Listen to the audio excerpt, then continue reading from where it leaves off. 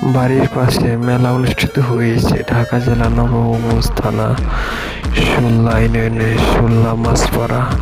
5 দিন ব্যাপী এক নাম শুরু হয়েছে। চারপাশে দোকান, বাচ্চাদের খেলনা এবং চশমার দোকান, কসমেটিক, পোলাপানদের এবং অবশেষে ঝালমুড়ির দোকান, অবশ্যই চটপটির দোকান। এটা চশমা, সানগ্লাস ছেলেদের জন্য।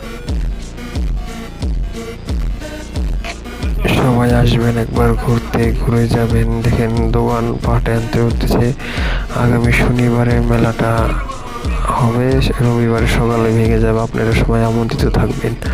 আবার বলছি, ঢাকা জেলা নবগঞ্জ থানা শুল্লা ইউনিয়ন শুল্লা ঘোষপাড়া এক নাম শুরু হচ্ছে। আপনারা সবাই সেই মেলায় আমন্ত্রিত। দোকানপাট অলরেডি সব এসে পড়েছে। আজকে মেলার 3য় দিন। ভালো থাকবেন সবাই। আর নতুন আইডি সবাই সাবস্ক্রাইব করবেন এবং ভিডিওটা অলরেডি